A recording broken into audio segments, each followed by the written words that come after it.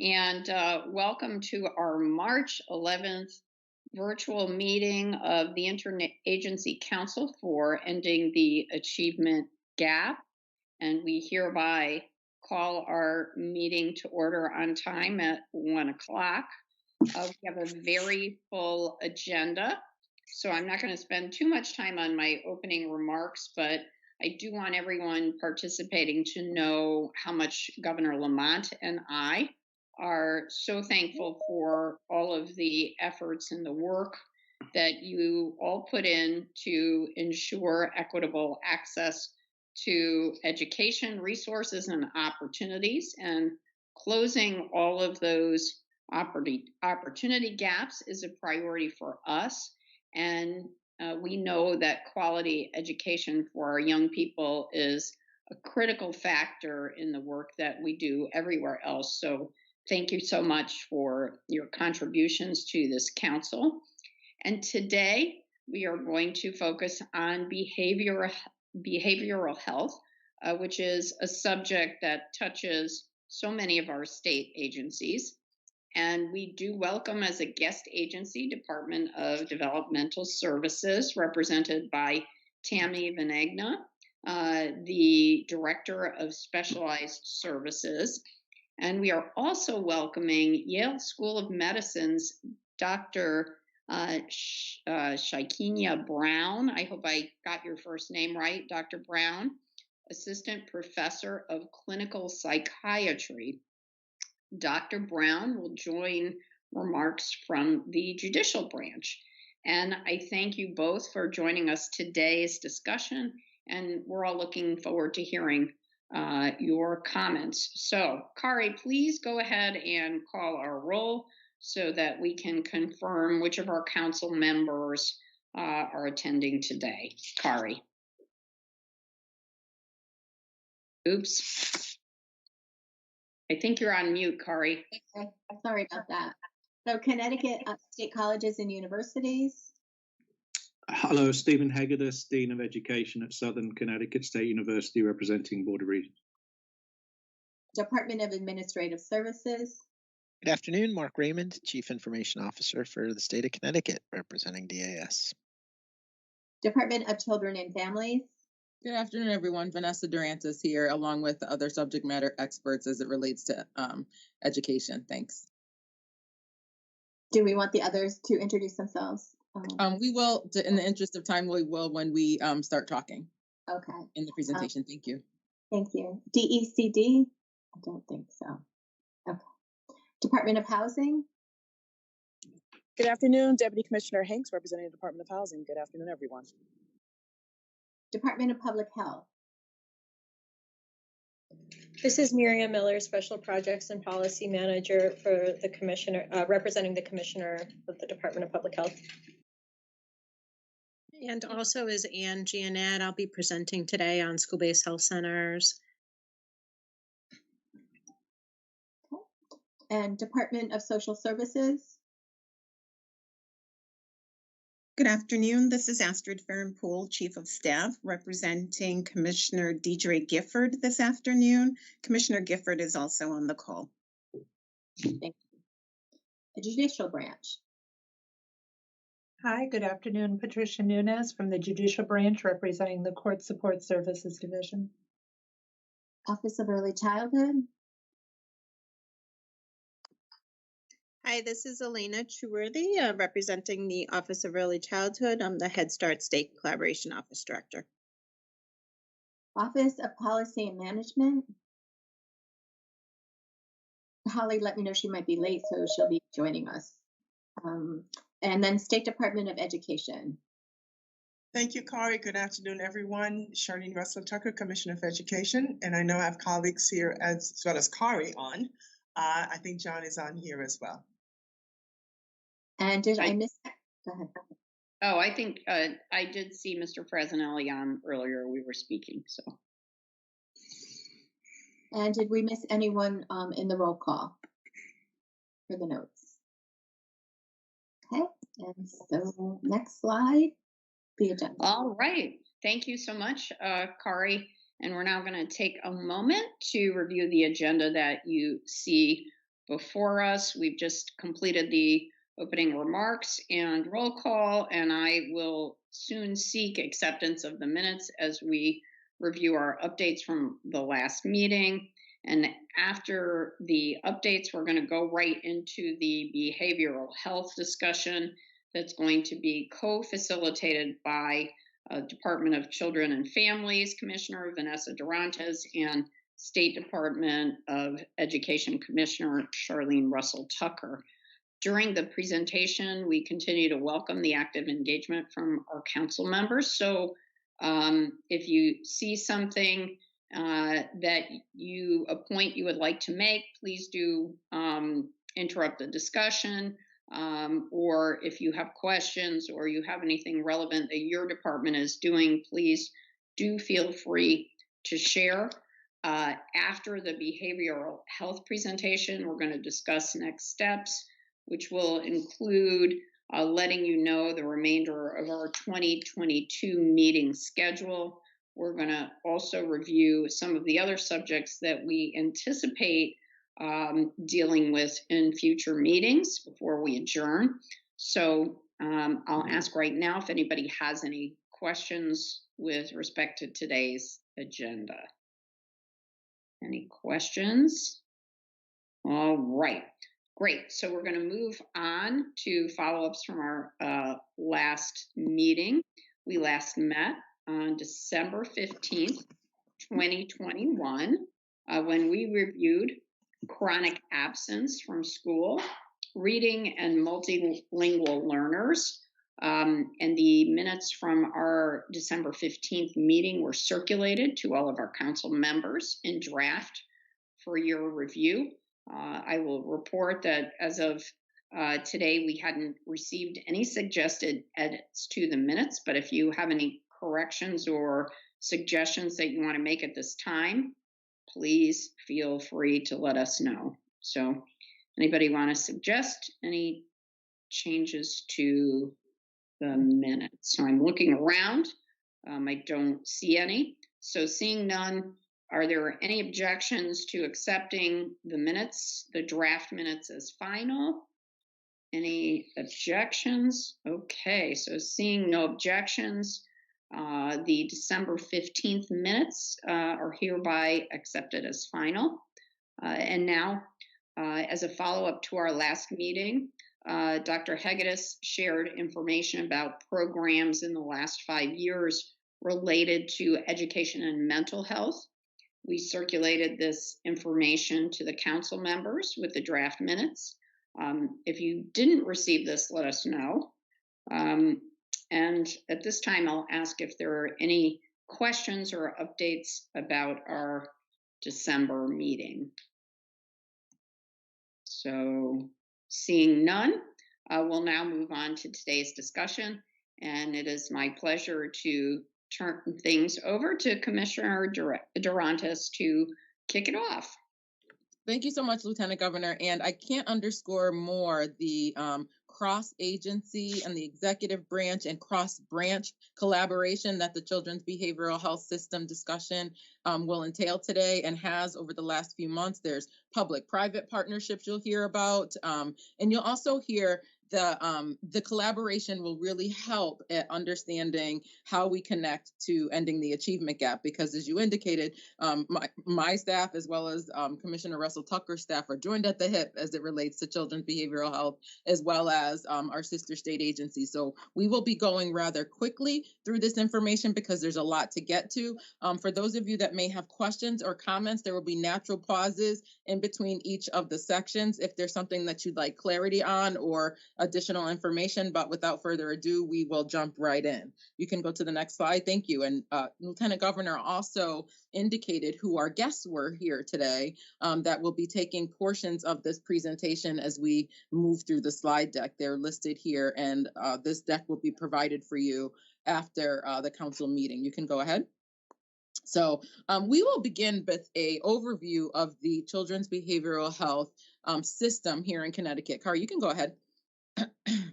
So, as most of you may have heard over the last several months, the American Academy of Pediatrics did declare a national emergency related to children's mental health. We also know that because children spend a significant amount of time in school, we recognize that this is a very relevant issue for this particular committee. Hospital emergency departments saw their regular seasonal surges on top of pandemic-related increases to the kids that were there. There was some requests for some additional assistance to help build the capacity of inpatient beds, and also trying to reduce the amount of time that children are languishing in an ED setting without getting treatment. So we initially had to gather, folks from the Connecticut Hospital Association, as well as the different state agencies that you'll hear from today to help alleviate some of the issues that had been exacerbated by the pandemic. You can go ahead. Next slide, please. So this is a list of the different agencies, particularly state agency collaboration. And you also see, when I say agency, that extended to the branch. The judicial branch has been an integral part of how we understand children's behavioral health and juvenile justice settings. And then you see the different state agencies listed there in our alphabet soup. So from children and families to education to developmental services, social services, public health, Office of Workforce Strategy, Department of Mental Health and Addiction Services, and of course, Office of Policy and Policy Management as the policy oversight structure. And you'll see there the main roles that each of these entities play. Next slide. The other thing that I think is important to level set at the beginning of this conversation is the different levels of care that are available in Connecticut. The Connecticut Behavioral Health Partnership was created to determine the appropriate treatment levels for Medicaid eligible children and their behavioral health needs. The legislature has empowered the Behavioral Health Partnership to establish guidelines to ensure effective use of state and federal funds, but also that consistency happens in the level of care designation. Guidelines only apply to children who receive health care through Medicaid and not those using private or commercial insurance. And this is the point of clarity that I think we also need to make, is that we have spent quite a bit of time with Director Veltri as we understand the impact on children who are commercially covered, because this issue has been also exacerbated in that area. So we want to make sure that we have parity where that's concerned. There are 17 levels of care where a child may be treated after assessment by the partnership, from in-home supports to long-term inpatient hospitalization. We will step you through a lot of those as our presentations move on. Next slide, please. Just a clarification on who's served by DCF. So we, as the lead agency for children's behavioral health, oversee mental health services, substance use disorder services, suicide prevention, and juvenile justice diversion activities as it relates to children's behavioral health. And as you can imagine, because of that collaboration of all of the state agencies, there's sometimes an opportunity to really reevaluate the system in and of itself, to see how we work in conjunction with each other, because this is just a really complex system, really strong, but complex, that has some gaps in it that we're attempting to close. Children under the age of 18, all kids across Connecticut, as well as children in foster care that can voluntarily remain in DCF care until the age of 21, that can receive these services and support. Next slide, please. So some of the actions that have been already lifted up through our strategic plan related to children's behavioral health, the guidebook of all children's behavioral health as it stands today is the Children's Behavioral Health Plan. And if you haven't seen that, that's a document that will ground you in the plan for children in Connecticut, and you see the website there. Also, too, which often dovetails into the children's behavioral health conversation, is the state suicide prevention plan, and the link to that has also been provided.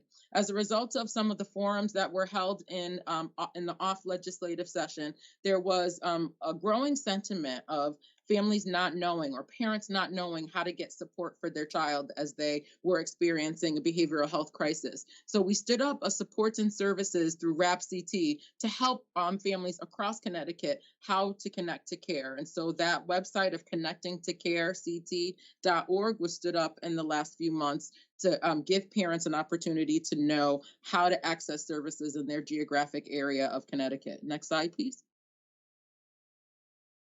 What we'll go through is some of the funding sources that relate to children's behavioral health, along with that long list of partners that collaborate in children's behavioral health. There are also various funding streams that support the behavioral health network in Connecticut.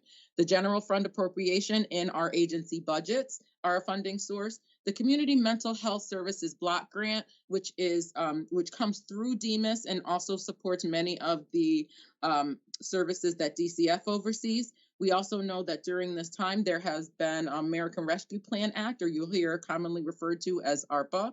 And then we're also the beneficiary of a grant through the Health Resources and Services Administration called Hearsa from the federal government.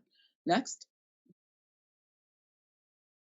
So if we go specifically to DCF's general fund appropriation, the support from the governor and the legislature has allowed DCF to develop a really strong network of care, from those light touches to the deepest end of children's behavioral health. DCF's budgeted amount for behavioral health services are as follows, and this was the last budget. Obviously, the governor's recommended budget right now is still making its way through the legislative committees, and hopefully we will continue to be able to support children's behavioral health through what the allocations have been recommended through the current governor's budget. But right now, this is from the last allocation, so community programs, both contracted and fee-for-service at about $76 million. Congregate care, both contracted and fee-for-service at 71.5, and state-operated institutions at 45.1 that we'll talk a little bit about in as the slides progress. Next slide, please. So DCF operates two campuses of children's behavioral health, and they are called the Sultanate Children's Centers. We have the Psychiatric Hospital, which is the Sultanate Center in our Middletown area, and they are a state-operated psychiatric facility. They are a hospital, and all the children with the most complex medical needs from the behavioral health continuum can be admitted to Sultanate. The Sultanates also have two PRTFs, or psychiatric residential treatment facilities, that treat boys and girls ages 13 to 17, and the breakdown on the genders are listed here. What you will also know is that we had some COVID-19 restrictions in terms of admission, but as of today, we have restored pre-pandemic census at Sultanate Hospital, and we have created what you'll hear from our sister state agencies, a dashboard, to be able to help know in real time which beds are available for kids across Connecticut should they need it. The Psychiatric Children's Hospital also conducts the JJIE, which is a juvenile justice assessment when children are presented to determine whether or not there's competency to stand trial. And you may hear a little bit more about that on the JJ presentation later on in the slide deck. Next slide, please. Again, this will be repeated again to some degree during the CSSD presentation, but to tee it up, after the transfer of the judicial branch, Court Support Services Division, DCF has continued to contract for many programs that are targeted at children in the JJ system who fall under our behavioral health mandate. DCF contracts for services and provides slots that include youth being served by CSSD. Our budget is more than $23 million annually for this population, and the most prominent resources are the evidence-based programs that you see listed under there.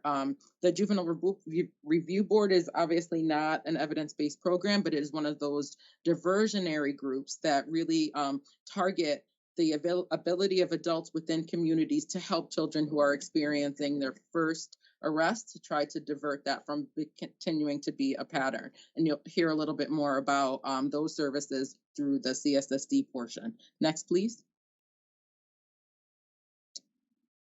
So the one thing I wanted to introduce to you all today is something that came out of the Juvenile Justice Policy Oversight Council, and that is when children experience going into a detention center or juvenile justice facility, sometimes there are gaps in their educational attainment. And one of the things that JJPOC recommended and fought hard for was somebody to be the administrator of children going in and out of districts. So we entered into a very rigorous process with our partners across the continuum of we had superintendents on our developmental committee to really pull together what this could look like. And after an extensive process of hearing what the current data needs are and what some of the current gaps are, we developed a framework for overseeing education in the juvenile justice arena as children go back and forth between these facilities and their local education authority.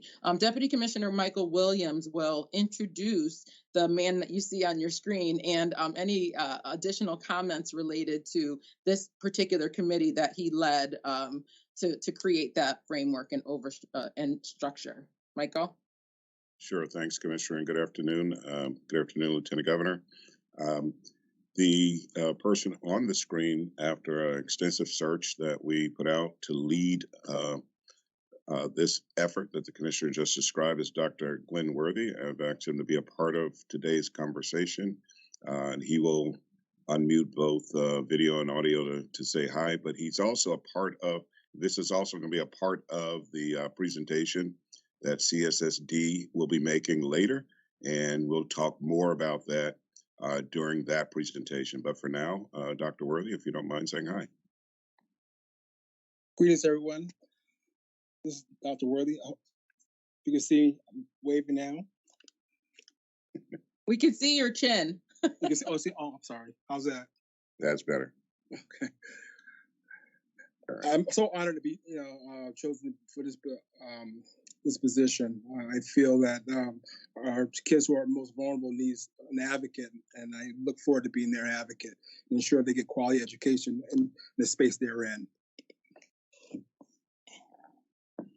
All right, back to you. Thank you so much. Thank you, Michael, and thank you, DC Williams.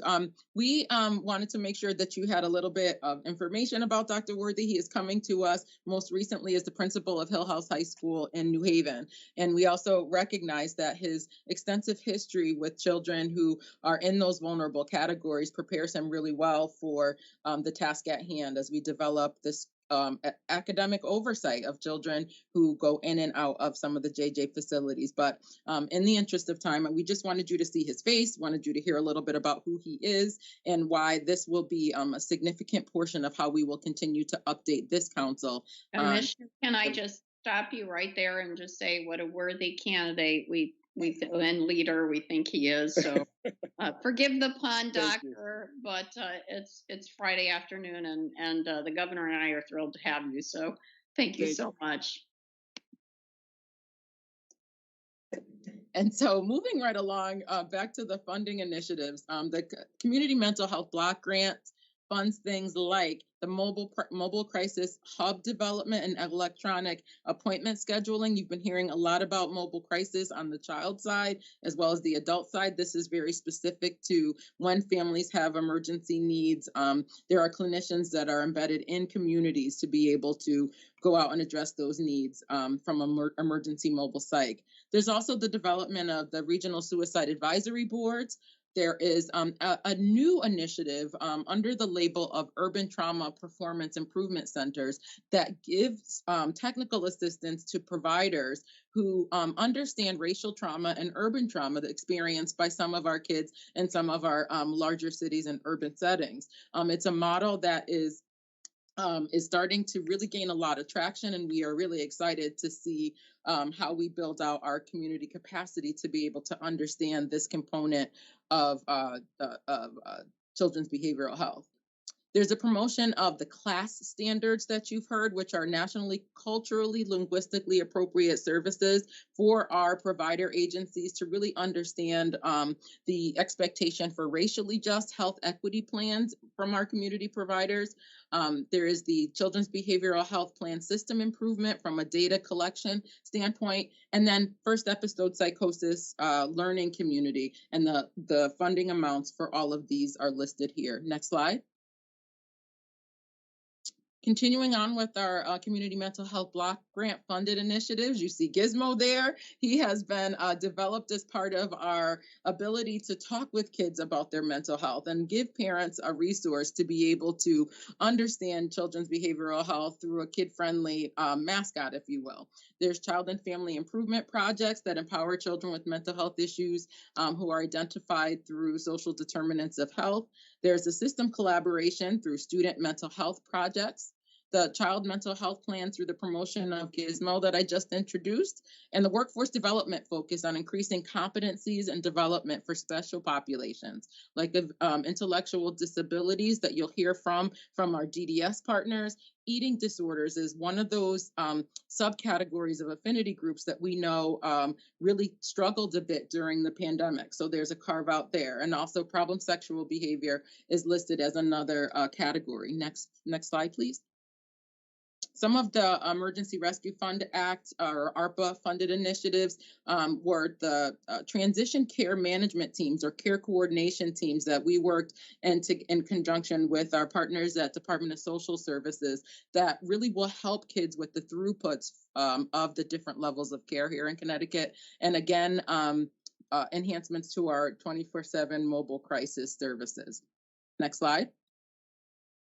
Some medium and long-term solutions, again, so you notice that some of these initiatives have some of their funding coming from different pots of money. And this is an opportunity to kind of give you just the overarching framework of which ones will be funding these different models. So the development of the Urban Trauma Network that you heard me describe before, and the development of behavioral health urgent crisis centers. And this is an opportunity to create a level of care that will help divert children from hospital settings, and then create also in parallel, in tandem with them, crisis stabilization centers, which would be a bedded unit of clinically supported professionals to really try to help with decreasing the surge on emergency rooms. The way this is funded, the first ARPA funding for the first behavioral health urgent care crisis center and crisis stabilization tandem is already underway in terms of the development of the RFP.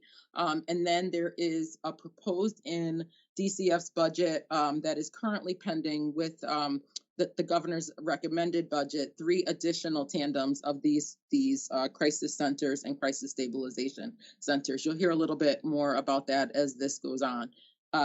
Next slide. What we also did over the next few slides that we won't go through today is really help people understand the contract and RFP process, because as the pandemic really showed that sometimes the timeline for being able to stand up some of these doesn't necessarily meet with our procurement processes and what has to happen in order for these programs to be stood up. So we included in the slide deck that you can take some time right after the meeting, the process by which these contracts, once the funding is allocated, goes through in order to have the request for proposals processed and actually get boots on the ground in these different service types. Next slide.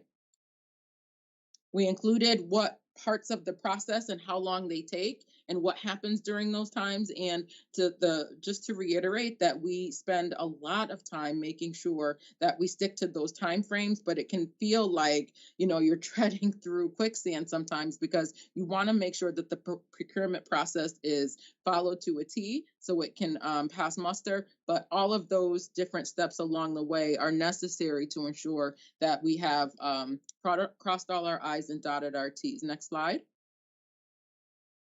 This is the end of the process and the total timeline of what it takes from the identification of the funding source or sources and the release of the funding. Next slide. So the last bucket I believe that we highlighted was the Hearsa Funded Initiatives through DCF. We saw an expansion of Access Mental Health, which is a consultation through 3 hubs that you see there, Wheeler Clinic, Yale, and Hartford Healthcare, that is very well received by pediatricians' offices across the state of Connecticut who need additional children's behavioral health consultation. So the Access Mental Health is a consultative service that allows for pediatricians to get that help. When their young patients come to them that are in behavioral health crisis, they can contact the Access Mental Health in these 3 areas to be able to get recommendations for the child that's seen in their practice. So as you can see, in January of this year, we expanded Access Mental Health to involve supporting youth that are older, that are up to the age 21. Next slide. And regardless of who the payer is. This is just an overview of what last behavioral health session, last legislative session had gone through as it relates to behavioral health. This session, I'm happy to tell you that is very actively being developed on both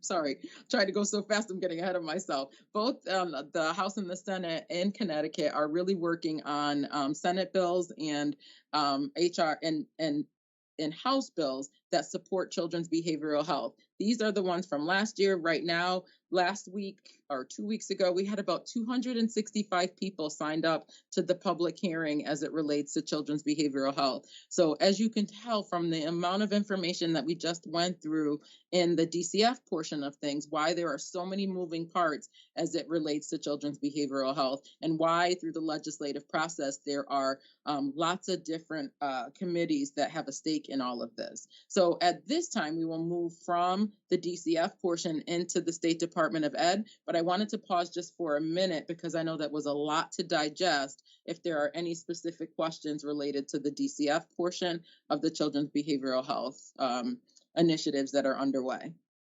So, Commissioner, I had one question, and I'm just kind of wondering where this fits in, because I know the governor has proposed expanding the program that was in the Hartford area.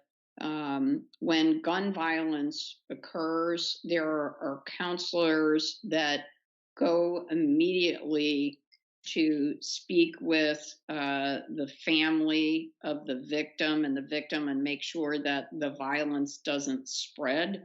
And I know that a lot of young people are the ones in this situation, and young family members could be affected.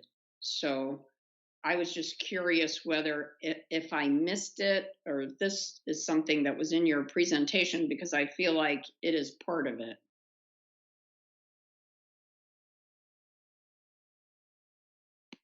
You're muted, Commissioner.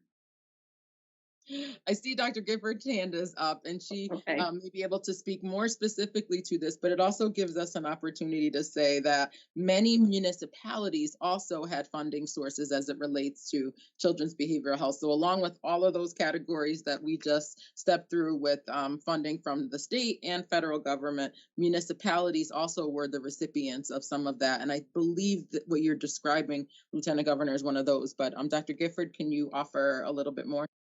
Yes, good afternoon, Lieutenant Governor. Just quickly, you are correct that there was in the last session a gun violence prevention benefit added to the Husky program. So Commissioner Durantis is correct that it's currently being implemented in Hartford. We are working with the founders and originators of that program to translate that program into a statewide Medicaid benefit by which counselors would be available to visit the victims and families of gun violence to prevent subsequent trauma. So it's in the works.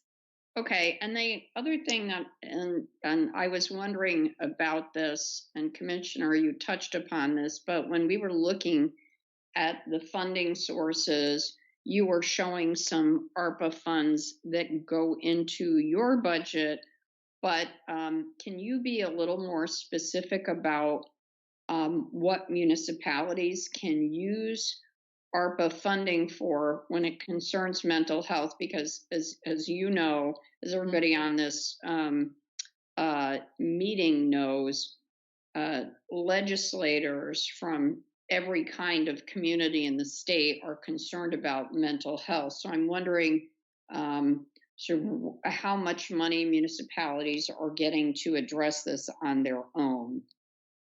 So I hear the question. I probably will also tap Dr. Gifford to pick up on the other end of that. But I also wanted to share that, you know, we were thinking of the ARPA funds from a sustainability standpoint, and you heard a little bit of that just now on really trying to replicate some of the best practices to be Medicaid reimbursable. Even under the mobile psych, we're looking to see how that can be expanded beyond the ARPA funding, so it's not just kind of the one and done. So really understanding how we see and view and use all of these different funding sources to be able to be sustained beyond the emergency funding that came into the state. Dr. Gifford, do you have any additional insights as to how the interplay between the ARPA funds and the municipal funds have with each other in this particular area? Unfortunately, I don't. I know that there are guidelines that, you know, around the limitations. I will say that at the state level, one of the main focus areas in the federal guidance that we got around using those ARPA dollars was to focus on the mental health consequences of the pandemic. So I'm going to assume there's some wiggle room at the municipal level to use it for those purposes. And I would guess that it would primarily on the child side go through the schools. And I don't know if Commissioner Russell Tucker will play hot potato here with this response, but I don't know if she has any additional information.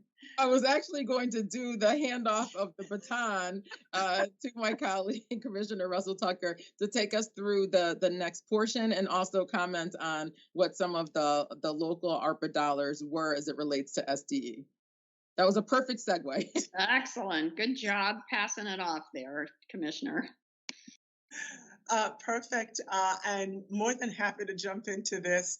It shows, though, the interconnectedness and relationship across all our agencies in this space. So, you know, Commissioner Jarvis, thank you for that handoff. And Commissioner Gifford and Lieutenant Governor, I'm so grateful that we're having this conversation as a council because this is such a critical area for all of us. And so I'm going to share with you, and I'm starting off with the funding piece so I can answer some questions around that. And I just always have to say thanks to our team here that's working 24/7 on all these initiatives. Kari is on. I know she's running point for the council, but is doing work around attendance, which is also related. As you know, we heard about it at our last meeting. And John was overseeing this area of work. So let me start off as a reminder, and I know for those who may be watching as well, that more than $1.7 billion has been allocated to Connecticut in the federal elementary and secondary school emergency relief. We call it ESSER, federal relief funds, since the start of the pandemic. And I know that's a lot of resource that we had certainly not seen in the past, but 90% of which goes directly to our districts. And so what we've done at the State Department of Education is to establish 5 state-level priorities to guide the investments of these funds at not only the district level, but also at the state level. And today we're talking about social, emotional, and mental health of our students and staff. But on your screen, those are the 5 priorities that we've established here. And I take pride in saying this because this was not in the federal guidance to us. Like, you know, states could determine whether they even wanted to set these guardrails. In Connecticut, we did. And so learning acceleration, academic renewal, and student enrichment was kind of the bucket priority number 1, focusing on the academic supports that students need to thrive and become well-rounded, engaged citizens upon graduation. Of course, social, emotional, and mental health supports, which we'll talk about in more detail, but focus on supporting our students and staff. A big part of this was the re-engagement that we know was so critically important as we were coming out of pandemic, you know, remote learning and folks going back into our school buildings. Strategic use of technology, staff development, and the digital divide focuses on the importance of in-person learning balance with the strategic use of technology to expand learning opportunities. Certainly important, and we know from the research, family and community connections. Investing in strengthening and forming new schools, family, community partnerships to support students, and certainly building safe and healthy schools, focusing on allocating resources to support physical health and safety of students and staff, and really addressing the safety of buildings as well, so critically important. On the next slide, so we've certainly established the priorities, and ESSER 2 was kind of the second bucket of money that we received, and the American Rescue Plan ESSER dollars were kind of the final amount of resources that we received. What we have on the screen are two charts that shows the district level investments of both ESSER 2 and the American Rescue Plan funding. And as you can see, the majority of these funds in the kind of the mid blue here for both were deployed to address learning acceleration, academic renewal, and student enrichment. And that's the biggest pieces of the pie. So across both ESSER 2 and ARP ESSER, over $700 million have been invested by our districts to address that particular priority. Pulled out in green for you here are the dollars that are invested, budgeted for investments by our districts to address social, emotional, and mental health supports. In total, over $183 million is invested, again, by the districts to support this particular priority. I know air quality improvements is important, so under building safe and healthy schools, our districts have also are planning to invest over $165 billion for air quality improvements. So wanted folks to get a sense of what that looks like for the monies. This is specifically dedicated to education across the state. So let me highlight for you of the $183 million, over $183 million across district investments. The next slide, I just wanted to share some of the things we're highlighting, and it's a lot, but we'll just start here in terms of what folks are planning to invest on, or actually beginning to invest on. Hard to fit it in one slide, so we're just highlighting from you. We're seeing districts connect with local health providers to expand their mental, physical, and behavioral health services. Some are even offering one-to-one services beyond the school day. They are continuing to expand social emotional learning teams to monitor staff training and implementation. We're seeing a lot of professional development in a range of pertinent fields, trauma-informed practices, culturally relevant pedagogy, school, social emotional learning, diversity, equity, and inclusion. We're also seeing that those planned at the district level. They're establishing common language around SEL and procedures for conflict resolution. Some are hiring behavioral tutors who can address SEL and academic needs. We're seeing train the trainer models, and we're also seeing an increase in staffing, that there's more hiring of school counselors, social workers, and school psychologists. We saw at one point, we looked at this a 6% increase in those hiring at the local level.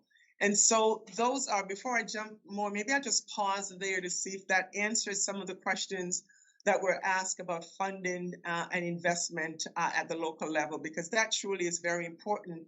And we're also using the same priorities to guide the state level investments as well. And I'll share some of that later in the presentation. So let me pause there and see if there are questions or if that answers some of your question, Lieutenant Governor. So I guess my follow-up would be, because we saw those pie charts, right, as to what the priorities are. So you're using that to guide the municipalities to say, okay, priority 1 is learning and academic acceleration. Second is family and community. Third is social and emotional. Fourth is technology. Is that what you're saying? Use essentially that mix for those ratios?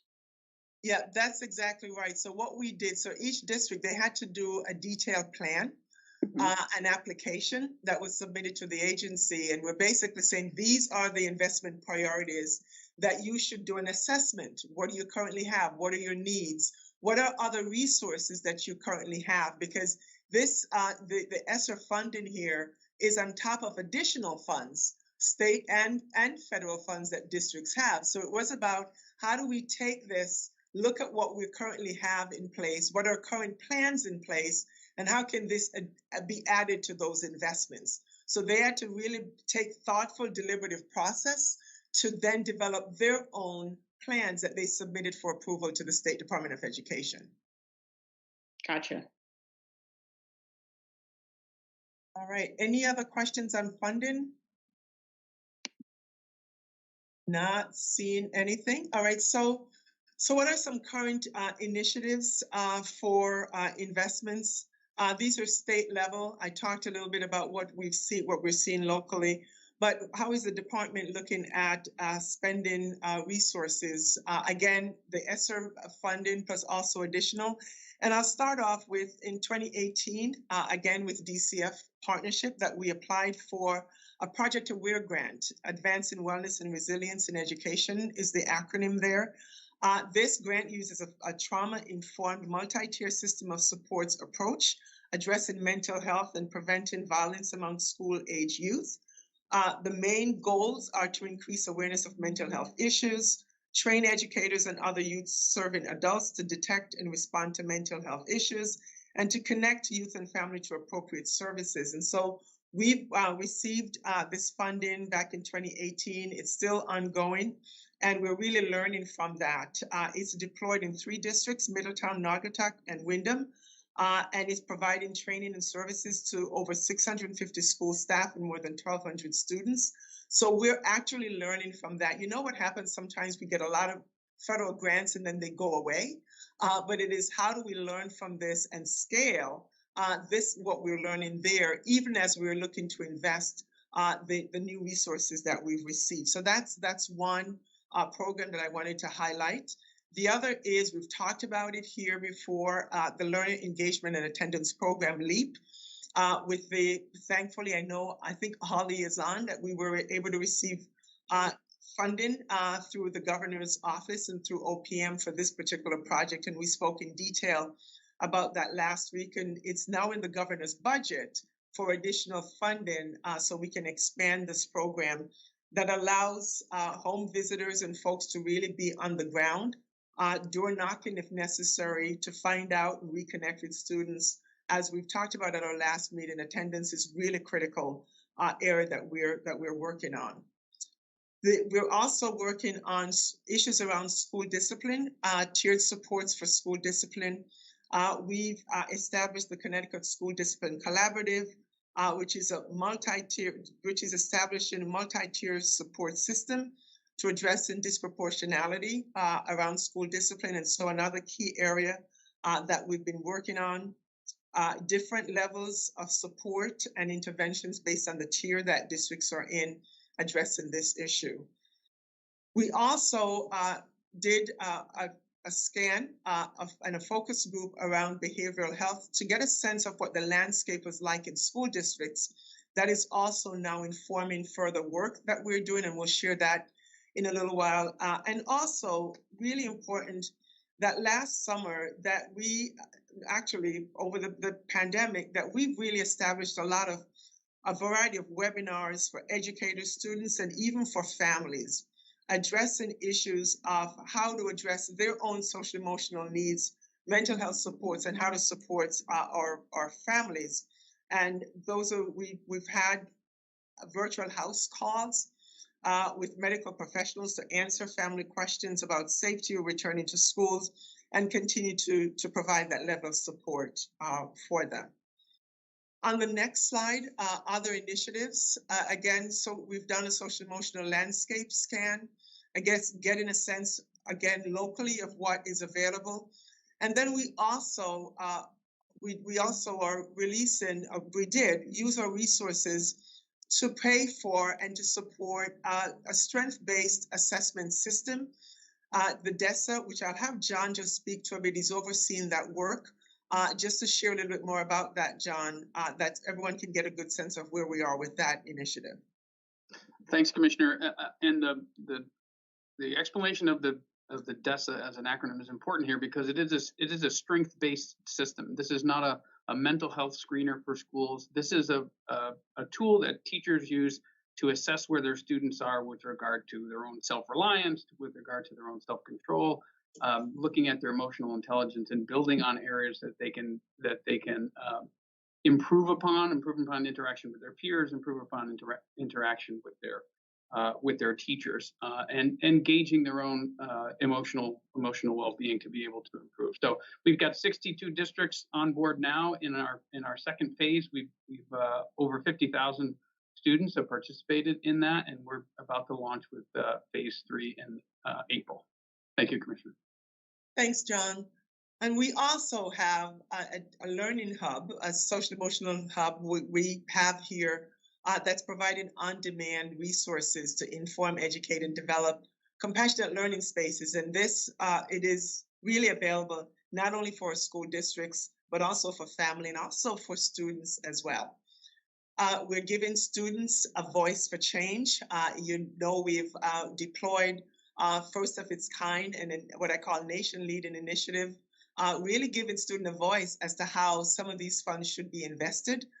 We just released today that we got over 200 applications from high school students, and of this, 150 of them were deemed eligible for funding.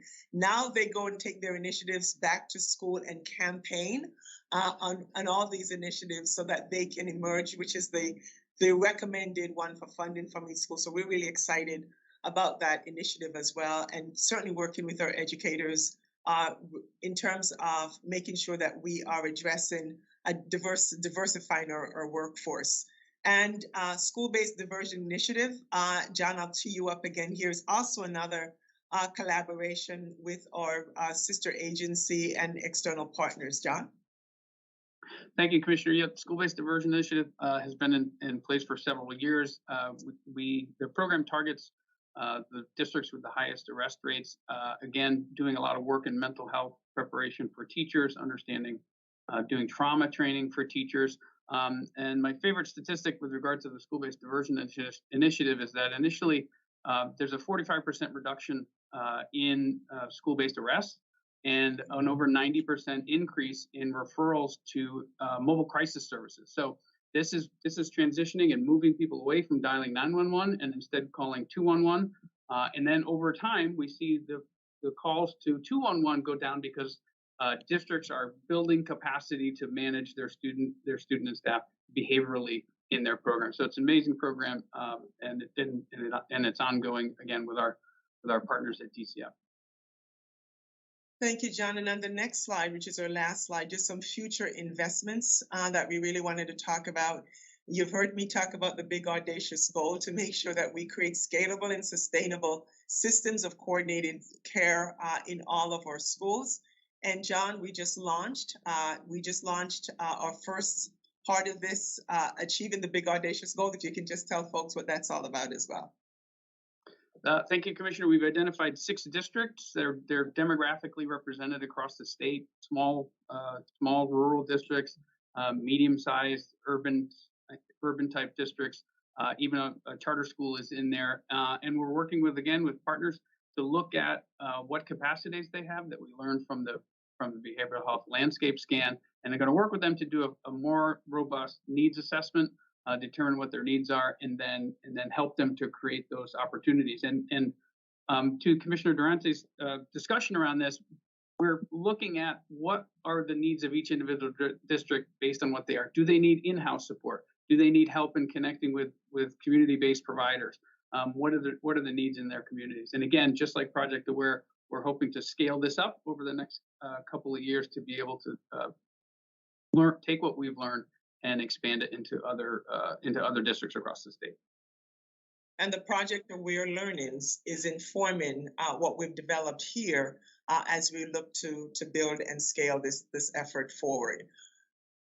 We have a research-based, theory-driven framework, healthy and balanced living curriculum framework that our board approved. The issue of social emotional learning competencies are woven throughout that framework as districts build their own curriculum locally.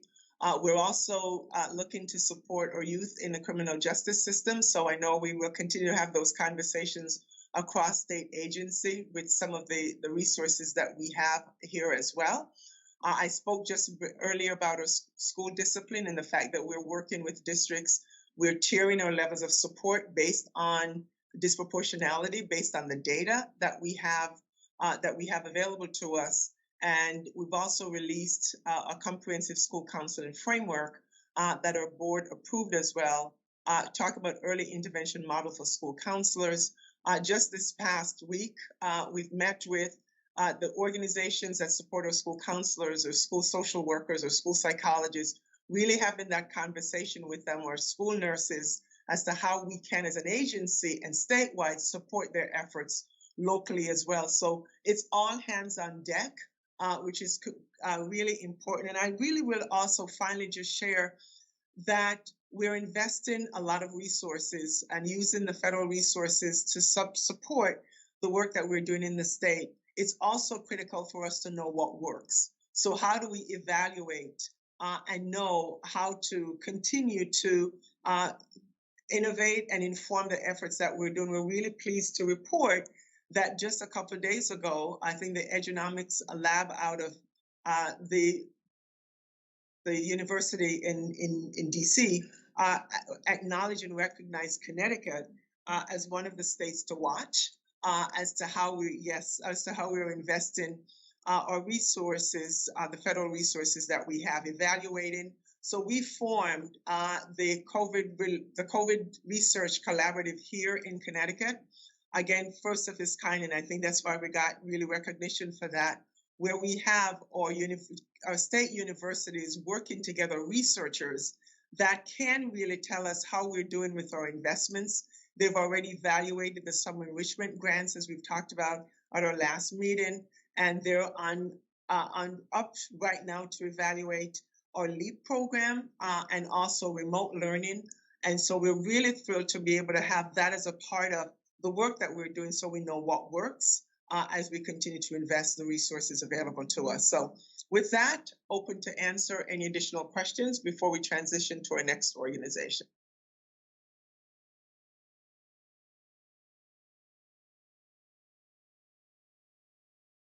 All right, so no questions there. So Lieutenant Governor, I think we're continuing to move forward with our next agency presentation, which is the Department of Developmental Services. Hi, everybody. I'm Tammy Benegay. I'm the Director of Specialized Service Development at DDS, and I'm happy that you have invited us to do a brief presentation. Next slide. I just wanted to go over eligibility real quick. To be eligible, kids have to have an intellectual disability, which is a significant limitation. We also look at their adaptive behavior. I don't want to read this all to you because you guys have it, but who's eligible for us is written into statute. So we can go on to the next slide. The eligibility is determined by a psychologist based on all the documentation that we receive. Full scale IQ is that of 2 standard deviations below the mean, tests 69 or below, and deficits in adaptive functioning. And all of this has to be evidenced before they turned 18. So that is who becomes eligible for our department. What I wanted to focus on today is our behavior services program. And next slide. Our BSP program is to deliver behavioral health support to children with intellectual disabilities.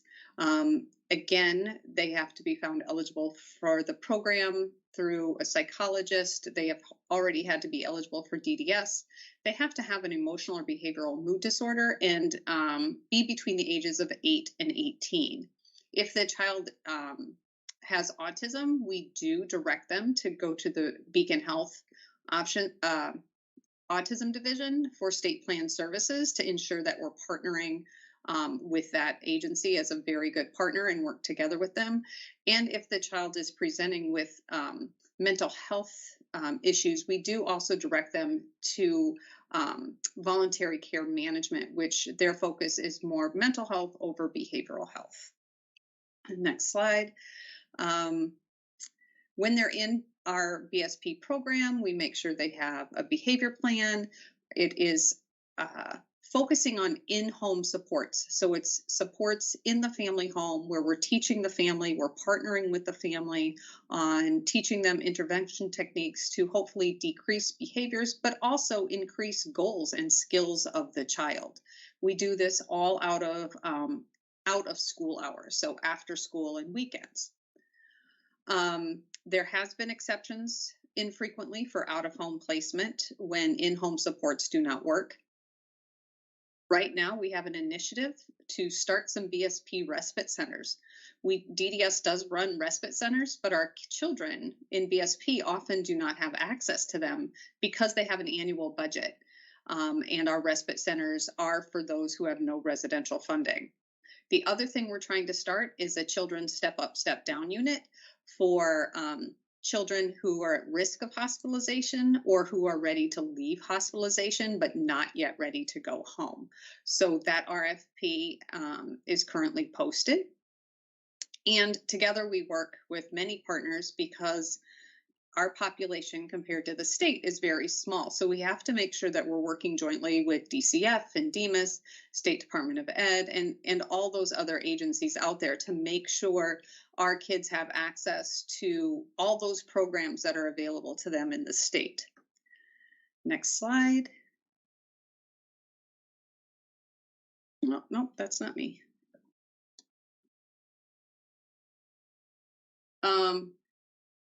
All right, so I think my last slide is missing, but we also have a helpline. So for kids who do not have a case manager, we do have a helpline that they can call, and they identify community supports. They can get a family grant to help offset some costs because they have a child with a disability. Often that pays for camps, for respite, medical equipment, making home adaptions. We also have IFS teams with our helpline, so we can do some short-term interventions with families that don't need it on an ongoing basis. And again, just some of our current initiatives is opening 2 dedicated children's BSP respite units, putting out the RFP for the children's step-down unit, and we are also partnering with State Department of Ed through our family grants to ensure children are getting the support they need if they have to do ongoing virtual learning, or if they need additional tutoring or any other enrichment program they might have. And then so we're partnering with the State Department of Ed to do that as well. And that is it from DDS. Are there any questions? Thank you, Tammy. That was a great overview. Oh, sorry, Lieutenant Governor. Oh, no, I agree with the commissioner. That was really great. I just would like to know what step down units are, just because I'm not as familiar with all of the lingo as you all probably are. So how we're defining it is you're at a hospital and you're ready to step down to something that's lesser restrictive than what a hospital would be, but not yet ready to step down to back to your family home. So we're stepping down, and then a step up unit would be your home.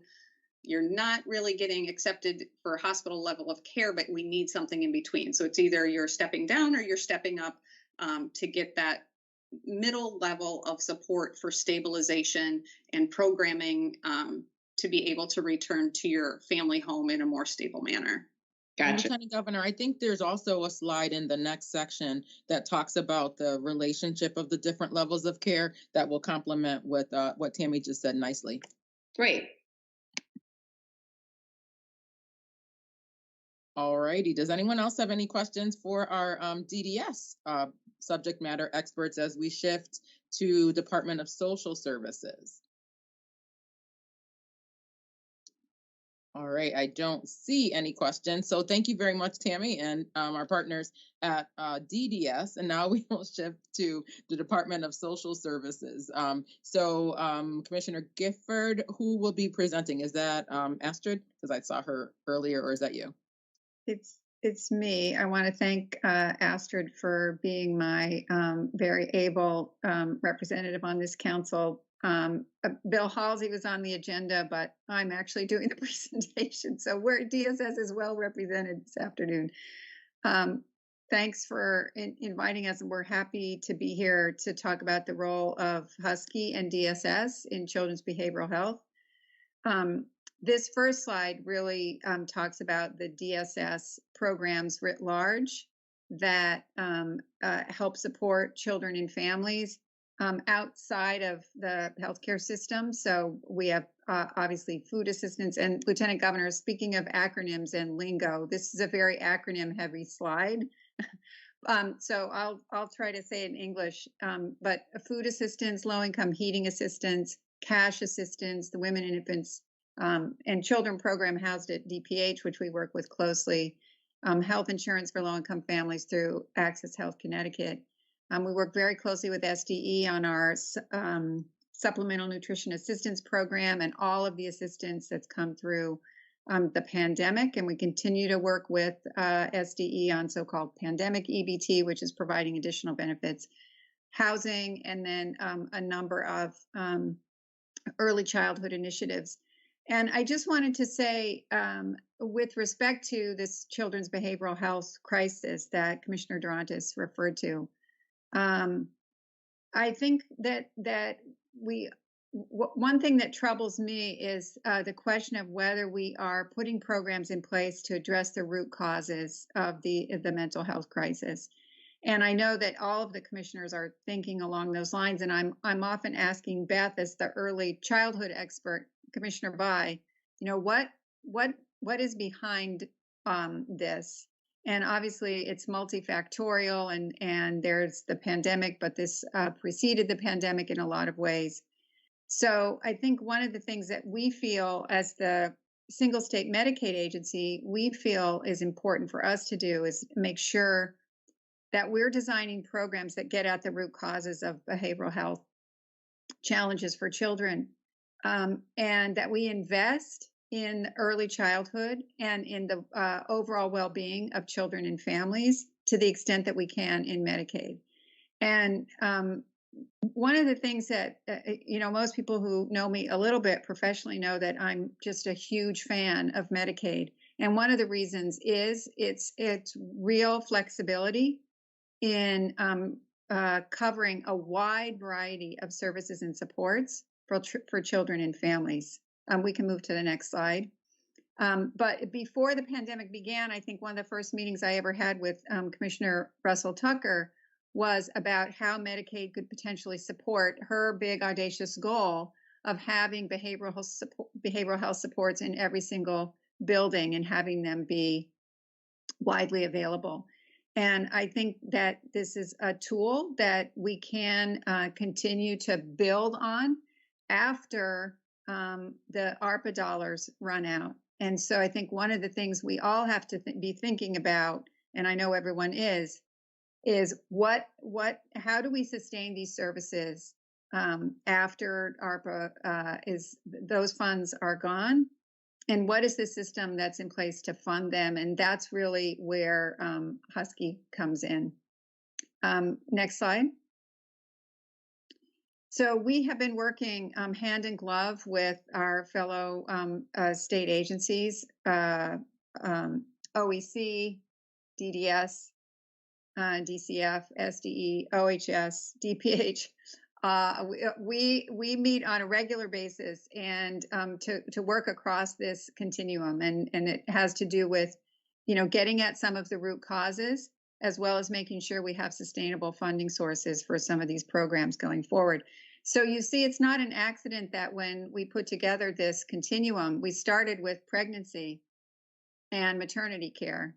So that DSS is working with our partners and stakeholders on a new way of paying. And Lieutenant Governor, this will sound familiar to you from the Council on Women and Girls, to think about how we can pay more for doulas, for community health workers, for breastfeeding support, and also make sure there's a team-based care approach for women who are suffering from behavioral health or substance use disorders, intimate partner violence, or a whole bunch of other things that can lead to trauma and attachment issues in early childhood that then can turn into behavioral health challenges later in life. So DSS and with all of our partners is very committed to starting literally at conception to address this problem of children's mental health. And then, of course, we have been working really hard with OPM and all of our colleagues led by Commissioner Bai in OEC on our Universal Home Visiting Program and Community Health Worker Program. Again, trying to get at the root causes of adverse childhood experiences and making sure we mitigate those and avoid them whenever possible by providing in-home services and assessments to get young children and families the services they need. We have the governor's budget proposes funding for an infant mental health program. Believe it or not, there is such a thing as infant mental health, and we would like to, in Husky, make sure we have enough dollars to support these specialized providers who can work with families and very young children as soon as some of these behavioral concerns start to emerge and try to mitigate some of the longer term challenges. And then it goes through the remainder of the continuum, which becomes more familiar to when we think about mental health. The rest of these things sound a little bit more familiar: primary care, school-based services, outpatient, partial hospitalization. So IOP and PHP, intensive outpatient program and partial hospitalization program. PRTF is psychiatric residential treatment facilities. We have one run by DCF and a couple private ones in the state, and then all the way to inpatient hospitalization. The goal is to minimize the number of children who need those high-end services at the right-hand side of this arrow by focusing on our investments on the left-hand side. And I'm preaching to the choir with this group, but when I say, we talk about ending the opportunity gap or the achievement gap, the investments in healthcare in children and families pay off in lower educational costs, lower juvenile justice costs later on. And we suffer from this wrong pocket problem where it looks like, you know, we have to capture all the savings within the healthcare system when in fact there's a lot of savings to be had elsewhere in the system. Next slide. So very quickly, this is work that we've been coordinating very closely with Commissioner Durantis on. These are some of our short-term initiatives in Husky to address the children stuck in the ED problem. We've been working with hospitals around expanding beds. We've successfully got about a dozen new beds, actually closer to 20 new beds, inpatient pediatric psych beds in place since last summer. We also, DCF has got a program to do intensive care management to help get those children out of the hospital when they're ready and into services so they don't stay in the hospital too long. They can get back to school, get back to their families, get back to outpatient services. We did raise rates to all of our behavioral health providers in Husky. And then we've enhanced our enhanced rates for hospitals to get more hospitals to participate in inpatient psychiatric services. Next slide. We are working with DCF on mobile crisis enhancement 24/7. So we're going to be getting an enhanced match through the federal government and Husky for mobile crisis, both adult and children, beginning in April of this year and lasting for about 3 years. So that will help us build out our mobile crisis system.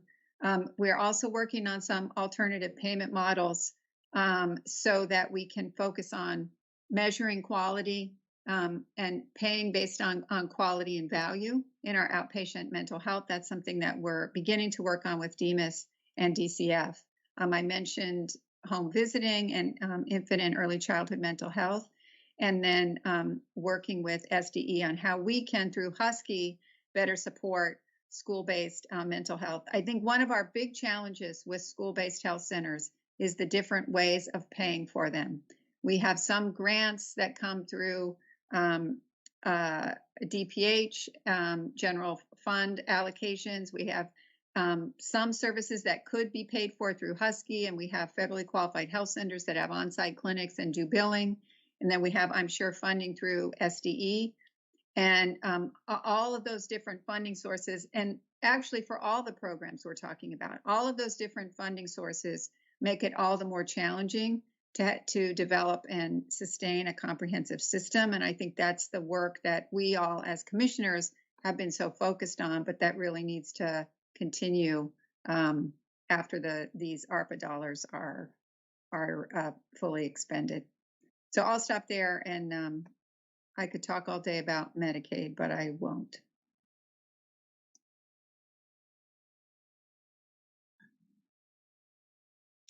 All right. And any questions for Commissioner Gifford on the DSS front? All right. Well, very good. And I think that we are done with our presenters, or wait, who's next? No, we are not. There's a couple more. We have a couple more, and it's a perfect, Commissioner Gifford ended talking about school-based health centers. And on cue, we will now hear from DPH on what's happening in that space as well. Thank you so much, Lieutenant Governor, for having us, and thank you to everyone. My name is Angie Annette. I'm the supervisor of the Adolescent and Child Health Unit, and I have two other staff on the call with me today in case there are other questions that are posed by the group. Christine Velasquez, along with Joanna Davis. So we wanted to share information about school-based health centers. We have been operationalizing school-based health centers in the state of Connecticut since 1984, and they are a consistent way to support students and families and to help make sure that kids are continuously able to receive instruction, staying in school, being able to benefit from all of the services that we just spoke about through many of the other presenters, to avoid delayed care because there's a lot of direct services that can be accessed within that school setting itself.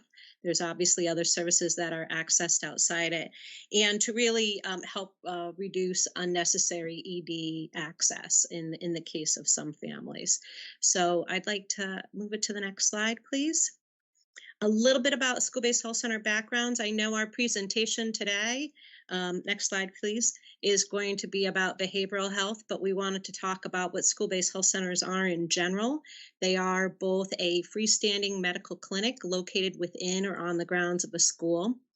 They are licensed as outpatient clinics or hospital satellites. They're licensed both by the Department of Public Health, and some are licensed by the Department of Children and Families.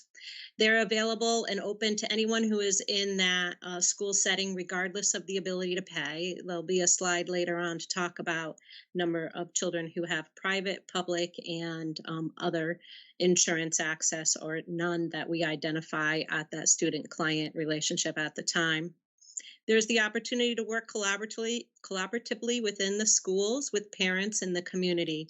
And we're always working towards that goal of making sure that kids are healthy and ready to learn. A really important part of being available to access all those services. Next slide, please.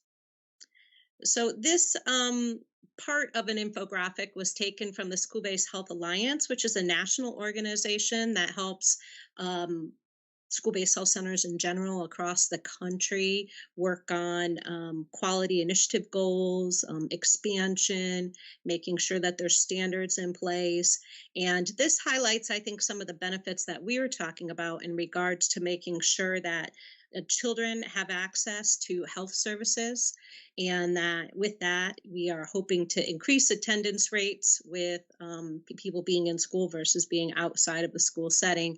And being not well. With that, we're also looking at increased academic success with having kids healthy and ready to learn, and that we are building that trust. The kids who are in the school setting are familiar with the care providers who are part of the school-based health center, both on the primary care as well as the behavioral health care. They have that opportunity to really be working with a trusted individual, and the services and our full range of services that can be offered within the school as well as outside. So hopefully that is helping in general with the decreasing the dropout rate. And at the bottom, you see that if we can get to kids earlier, if we can work on these preventative services, if we can do the screenings for kids who might be experiencing some mental health concerns during a primary care visit and link them to services earlier, we are doing that screening, scanning, and hopefully overall lowering Medicaid costs and also reducing ED work, ED usage. And families have this opportunity to utilize the service within the school setting. So families are not leaving work to come bring their child to a clinic-based setting or a primary care provider. So hopefully that also increases family time at work and financial security. Next slide, please. So just to give you an idea, there are really two types of school-based health center. One is how we usually describe a general school-based health center. It would include both a comprehensive on-site medical and behavioral health services. I'm speaking today about the DPH funded sites that are out there, and there are 78 full school-based health centers. Within statute, we have language called expanded school health sites. Expanded sounds like more, but it actually means less. It means or. It's medical or behavioral health services, and it can include other services such as dental, counseling, health education, or other prevention and screening. Next slide, please. This is just a picture of the 90 DPH-funded school-based health sites that are across Connecticut, and there's a legend on the right-hand side that shows you the deeper gray colors are towns that have 10 plus sites. And you can see the lightest color is the yellow, and that's 1 to 3 sites. Next slide, please. This is just a visual of the towns that we are in. There's a total of 27 communities that have a DPH-funded school-based health center site. Wanted to give you a quick slide. This is from our 2020-2021 School-Based Health Center Period 1 report about the grades that are served by school-based health center sites. So you can see we have a fair amount of representation. We cover from preschool through the 12th grade and have a clear amount of sites located within the through kindergarten through 12th grade. We want to talk just a little bit about the population, the service provided, and some of the utilization so you get an idea of the outreach and where we are touching families. Next slide, please. So here is the enrollment and visit data that we have. Obviously, the current year that we report a full year of data on is 2021. We had 67,205 in our student population, enrolled about 35,958, meaning those students' families decided to sign a form saying that they could access school-based health center services. The number of people who actually used the service was 12,953. So the percentage of population served was 19.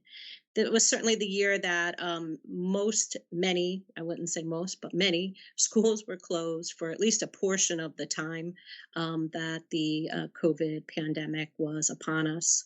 And you can look backwards to 2019-20 and see that the student population was about the same, but enrollment was at 29%. And that year we did have about 3 months where schools were closed from March on, and then 18-19, which would have been the last full year without COVID impact, just to give you an idea. Next slide. Here is our type of insurance by client. Now, we're looking at the 2021 year. We do have 75% of the clients have public or private insurance. This is taken right from client records for families that we capture data on. So within the any of the DPH-funded school-based health centers, it doesn't matter who the contractor is held with. They all are able to provide medical and behavioral health services and can bill and maybe reimburse for that service. Not all providers are reimbursed at the same rate. That is true. But we do have 75% of clients who have either a public or private insurance. The 26% are known or unknown. I just wanted to finish up on that. This is another kind of busy slide, but I think it gives you a quick snapshot of the type of medical services that we're talking about. So this is full clinic-based services that we offer: physical exams, routine checkups, immunization. We did a lot of work within COVID during the time period, diagnosis and treatment of acute injuries, managing and monitoring of chronic disease, a full range of services around prescribing and dispensing medications, reproductive health, health education and promotion, nutrition and counseling, and outreach. I wanted to show you what was happening again in the same basic 3 years. The first line is medical users. For 2021, we had 25,711 medical visits, with 9,831 medical users, an average number of medical visits of 2.6. And you can see the year prior, there was a reduction from the number of people, but the average number of visits still remained the same. And 2018-19 was the full year. I want to show you a little bit about mental health services. There you go. That's okay.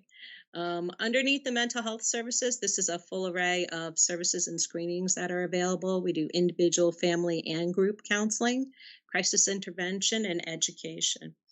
So what was very unique about mental health services in school-based health centers during the 2020-2021 year is you can see that the number of visits actually increased to 51,182 from the prior year, which is 49,297.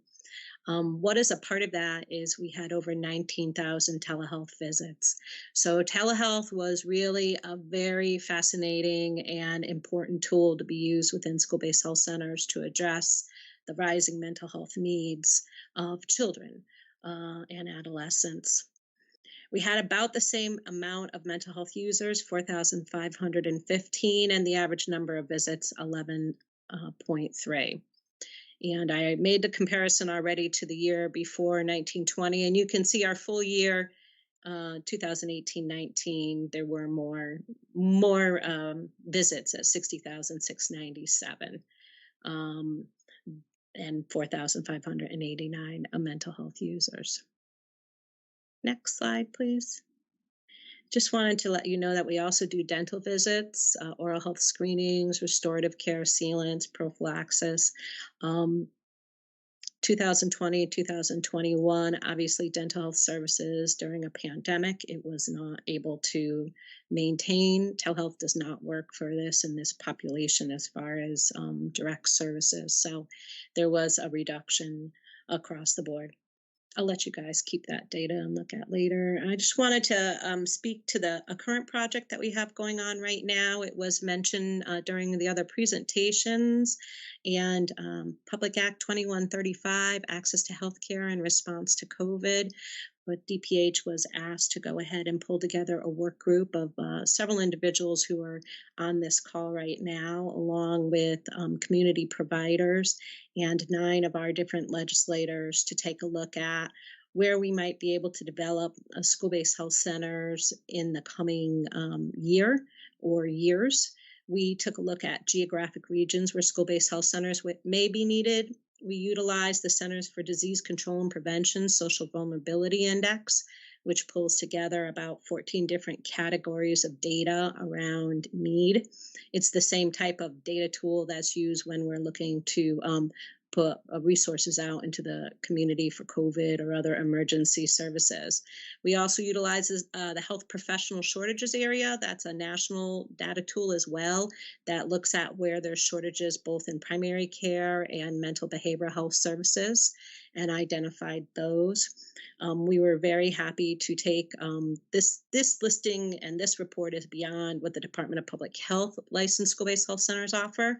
It includes our licensing. The Department of Children and Families were kind enough to give us their lengthy list of where they have licensed sites throughout the state. We were able to map those.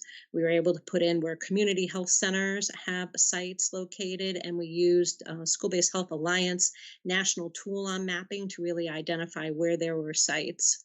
We laid over the social vulnerability index and the health professional shortages to come up with point one that's noted there, that there were 157 schools identified in 21 towns that could utilize a school-based health center based upon need and the fact that one was not there. We did a little weighting to make sure that we had a broader range of towns that were served. If it was on pure numbers only, there probably would have been only the 5 major cities that showed up, and the work group members wanted to make sure that we were looking at medium and small size locations where the need could also, for a school-based health center is also there and important. The second part of the report was to look at places where we may expand or add to existing services. And we had two options or 2 recommendations that came forward based on the same protocol using the SVI and the HPSAs. We identified 36 schools that presently had no mental health services located in 11 different towns. Or the other option was to go with 124 schools where there currently were some services, but we could expand the number of services in 22 different towns. So we're really proud of this report. It's out and available. We're going to have it posted on the Department of Public Health website very shortly. Certainly happy to share it with anybody here on this call who would like to see it. It's been distributed to the legislators and members of the working group and other interested people who have come forward. The other 2 components that were part of the report was to talk about expanding telehealth, and I already shared with you some of our data. Our answer is yes, it's great. It seemed like it worked really well in that area. The work group recommendations is to support it.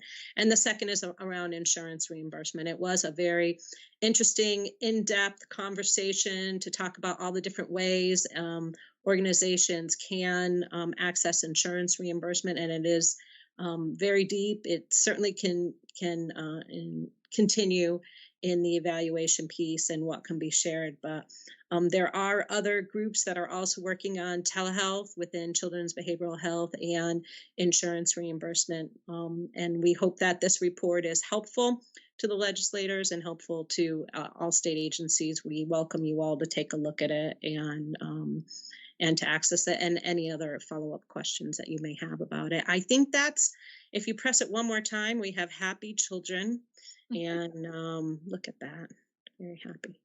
And I do have 2 other staff on here, but if there's any questions that we can answer in regards to this particular component of Department of Public Health services that we provide for behavioral health for children. And thank you so much for that, because I think, we have to make a deliberate link between educational and academic achievement and health disparities. And, when you disaggregate any of the statistics that you gave us by race, we can start to unpack the mystery, which is very clear to all of you that are on, why there are opportunities for us to do better as a system to make sure that all kids succeed academically. And some of these things, if a child, has some dental issues and they aren't being addressed, how that could impact their education and academic success. So thank you for sharing all of the different ways the Department of Public Health can also be a contributor to really ending the achievement gap here in Connecticut. So thank you, Anne. Thank you, Commissioner. The next phase, or the next section that we'll be jumping into to wrap up, is the presentation from Core Support Services Division, or CSSD, which will also incorporate the section from our partners at Yale School of Medicine. So I will now pass the baton to Patricia Nunez, who is the program manager of CSSD, to step us through this last section. Patricia? Great. Thank you so much, Commissioner. Good afternoon, Lieutenant Governor. How are you? Great. Thank you so much. Absolutely. So we will try to wrap things up and bring us into the long stretch.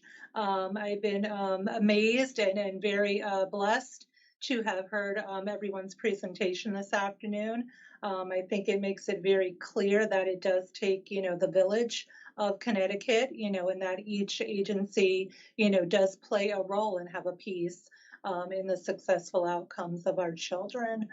So this afternoon, I want to thank and welcome also Dr. Shakina Brown, who has graciously accepted an invitation to assist with the branch's presentation this afternoon. And I'll allow Dr. Brown to introduce herself when it gets to her slide. But again, I'm Patricia Nunez. I'm a program manager here at the Court Support Services Division within our juvenile residential centers. Want to first ground folks in the work that we do over here in the branch, specific to students, right, placed in out-of-state care. So on this slide, you will see a listing of the residential centers and treatment programs that the branch operates and oversees, starting with our 2 juvenile residential centers located in Bridgeport and Hartford. Those are our pre-trial detention centers, right, whereby youth who are arrested and deemed at that highest risk to the community are removed from their communities for a period of time and presented in front of a judge the next business day. And they are held within our detention centers pending release by that judge. So, right, all of these youth are coming from communities here in Connecticut. Some have touched, the Department of Children and Families. They all come from their home school system. Most youth also have involvement with community-based services, whether that be, mental health services, community outreach. So again, I think it's really key that we're all talking to one another and communicating on that service delivery. The next several programs are still on that same slide, thank you, our Regions programs. So back in 2018, the branch assumed responsibility for post-adjudication and supervision of youth in residential programs.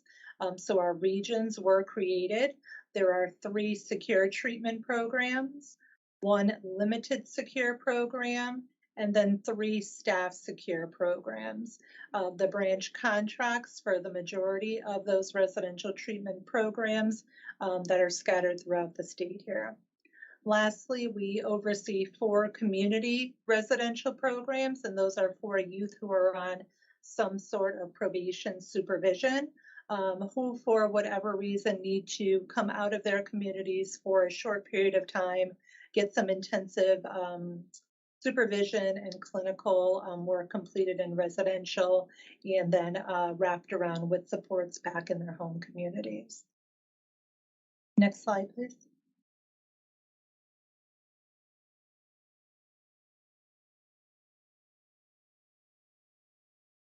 Here we go.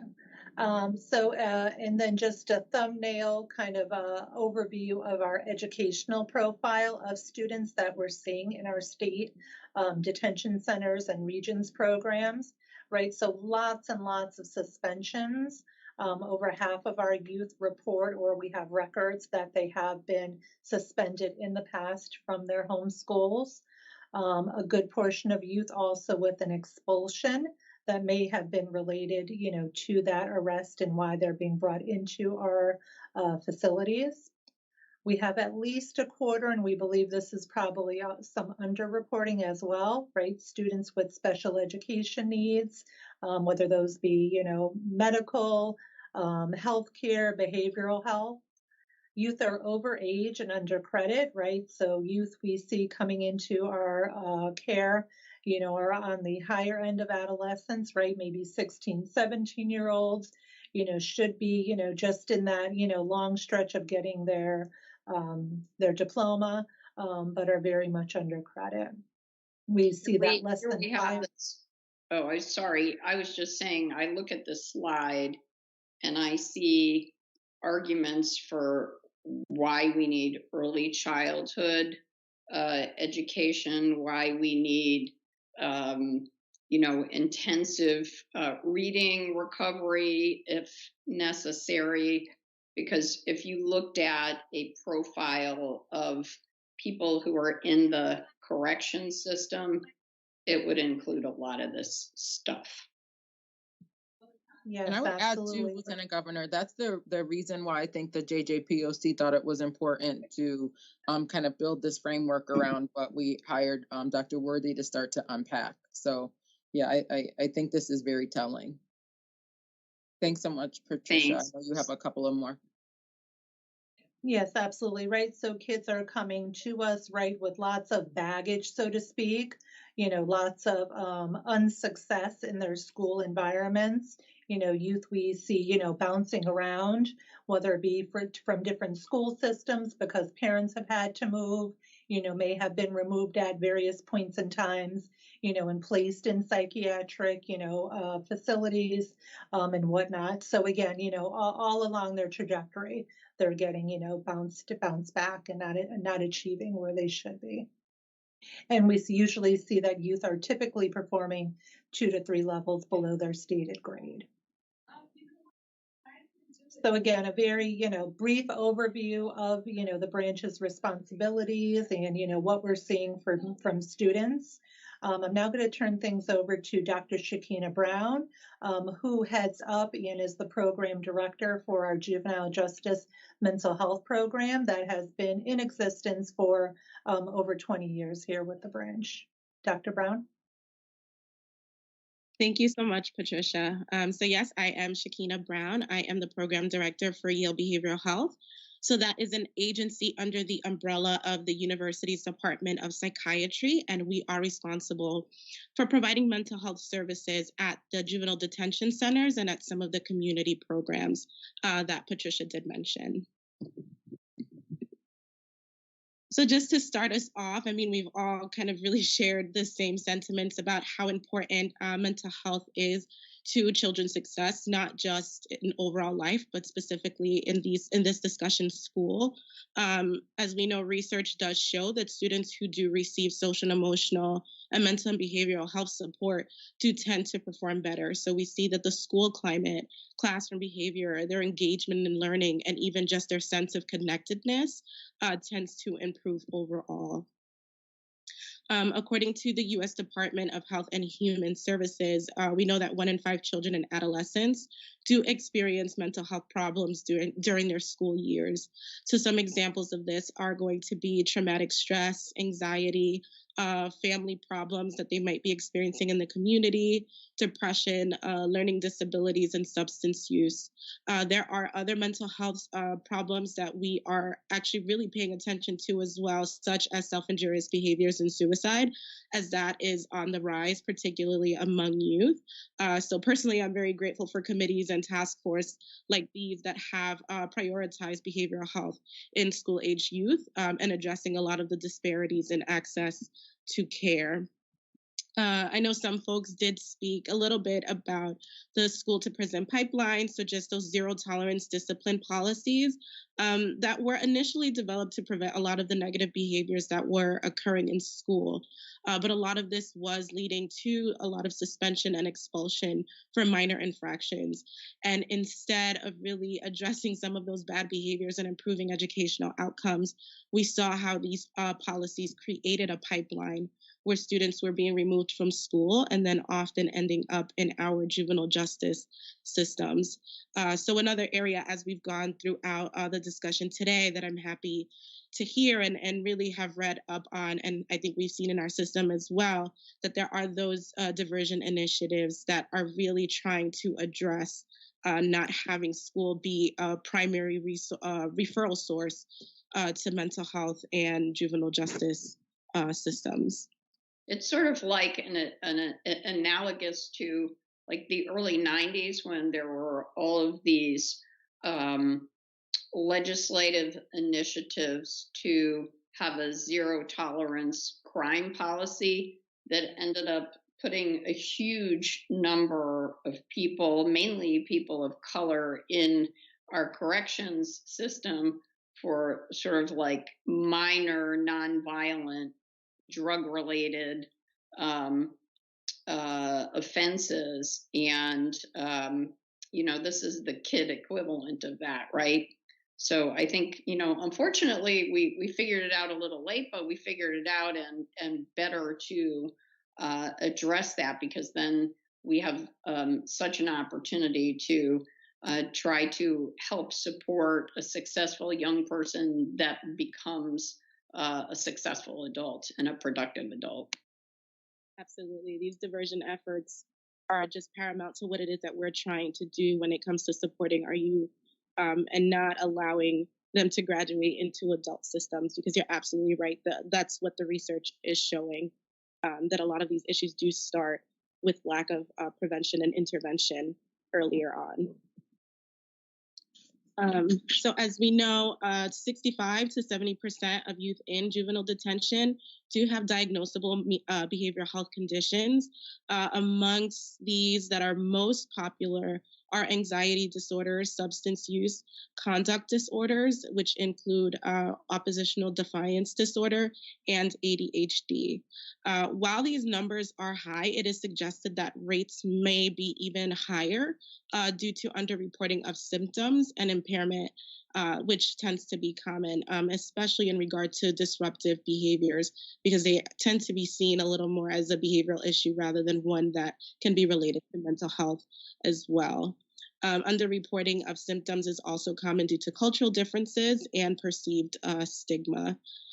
So then lastly, just some additional risk factors that we want to pay attention to in the work that we're doing with our kids is just poverty, lack of access to resources, poor parenting and supervision due to parental mental health needs, and community violence, which can also be contributors to juvenile delinquency and to the development of mental health issues.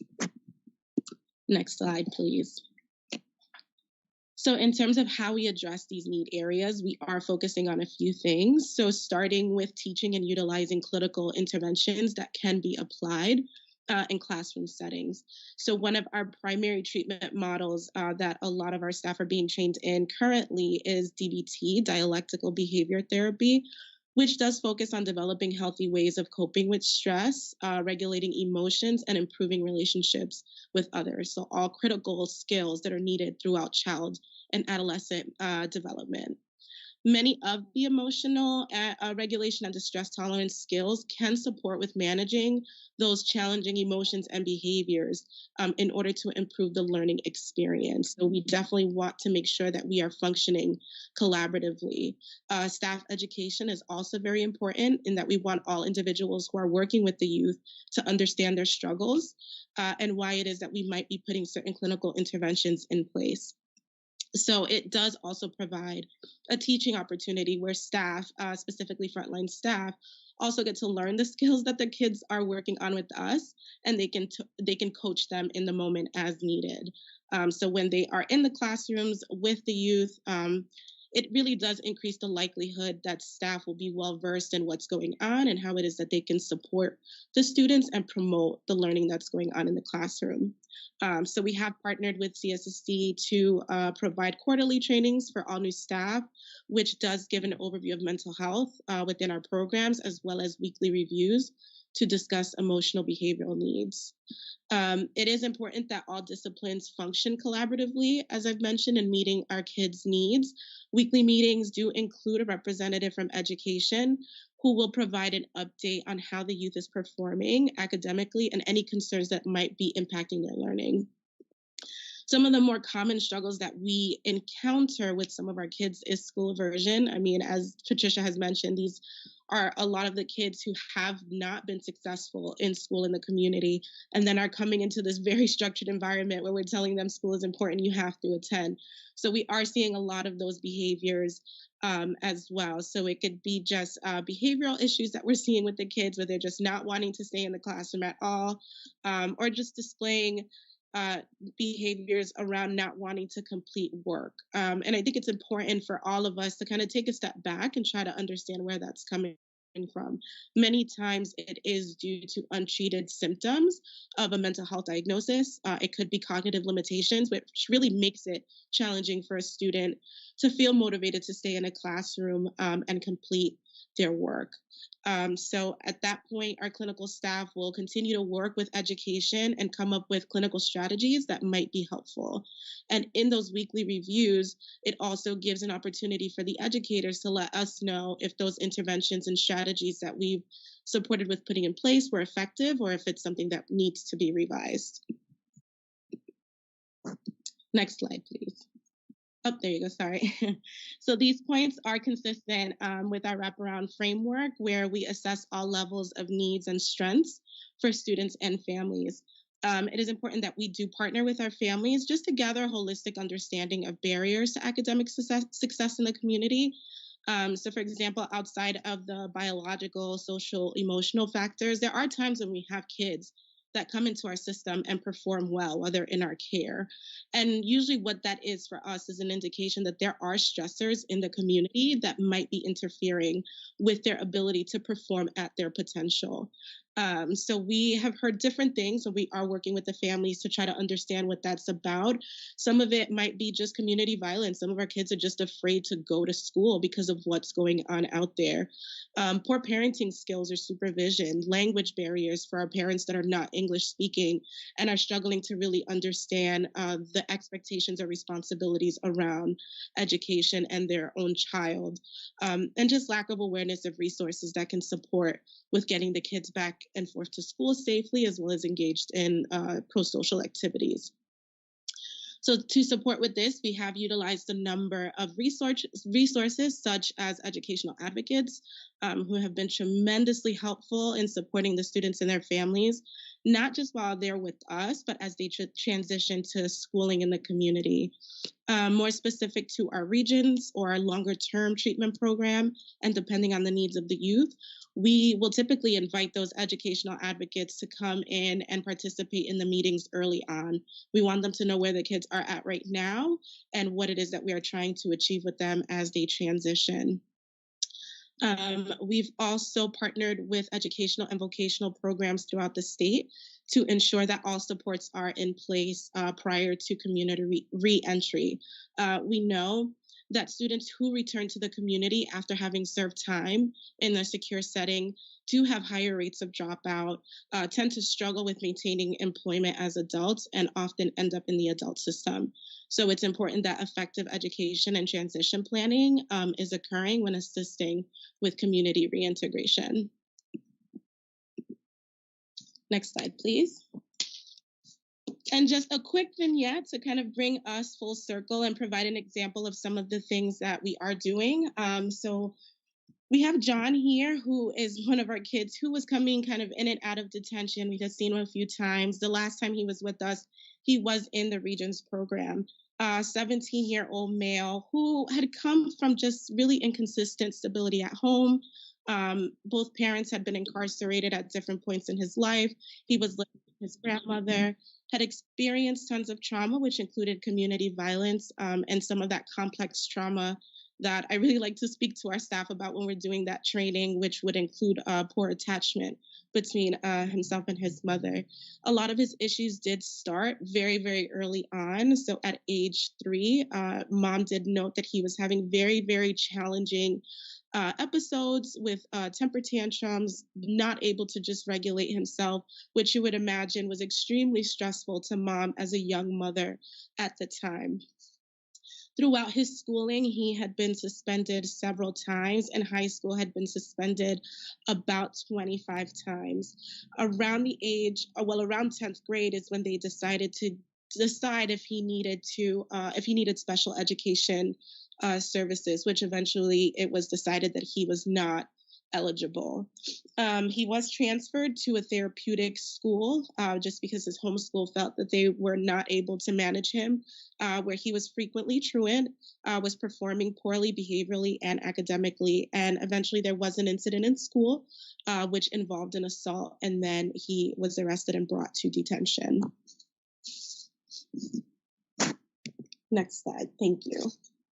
So in the work that we were doing with him, we did discover that he was experiencing ongoing depressed mood, lots of feelings of shame and hopelessness, feeling upset that he gets very angry and unable to control himself, feeling that he was a disappointment to his family because he could not stop getting himself into trouble.